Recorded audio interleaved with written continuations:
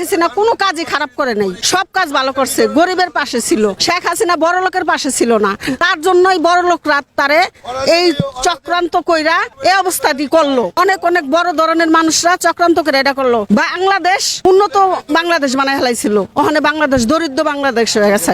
এই কয় মাসে দরিদ্র হয়ে গেছে। আর সামনের জীবনে কি হইব? আমরা তো খাইতেও পারবো না। একটা ঘরে 2টা 3টা 4টা করে রেশন দিত, মানুষ খাইয়া পরে শান্তিতে থাকতো। মানে একটা ঘরে একটা রেশনও পায় না, একটা রেশন বন্ধ হয়ে গেছে। তারপর গ্রাম দেশে গরিব দরিদ্র শেখ হাসিনা বলছিল যে আমি প্রতিটা মানুষের একটা করে বাড়ি দিব। শেখ হাসিনা দেওয়াও ধরছিল, কিন্তু অনেক মানুষ পাইছিল। গরিব মানুষরা বাড়ি গড়লে কত শান্তিতে আছে, এখনো শান্তিতে আছে। হের লেগা দোয়া করে। হ্যাঁ, আমার হিসাবে হ্যাঁ আমার তাড়ানোর কোনো ইচ্ছাই ছিল না।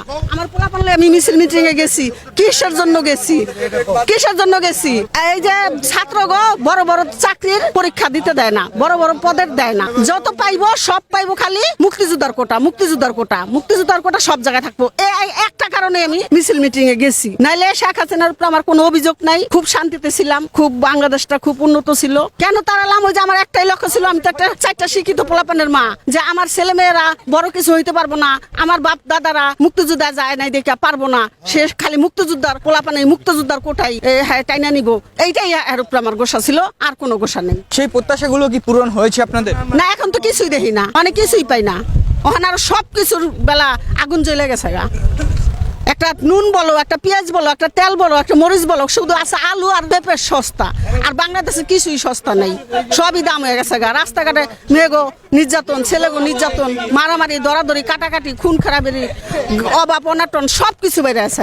আগে খুব ভালো ছিলাম, এখনই খারাপ আছি। শেখ হাসিনা আমারও ভালো ছিলাম। আমরা গরিবরা কিছুই পাই নাই। আমরা জনগণ যারা গরিব আছি, ক্ষুদ্র পরিবার আছি, হেরা কিছুই পাই নাই। এখন স্বার্থের দিকে খেলা চাইছে। আর দুনিয়ার যে এত ছাত্র লইয়া এত কইরা শেখ হাসিনারে পালাইতে বাধ্য করলো, শেখ হাসিনারে মেরা ফেলাইতে চাইলো, এটার তো আর কোনো সাধারণ মানুষের কোনো উন্নয়ন হয়নি। আসলে এটার কারণ ভিতরে যে এত স্বার্থে ছিল যে ওরা নিজেরাই বড় হইব, নিজেরা প্রধানমন্ত্রী হইব, নিজেরা এটা হইব, এটা হইব, এমপি হইব, এটা যে আসিল, এটা সাধারণ মানুষ বুঝতে পারে নাই।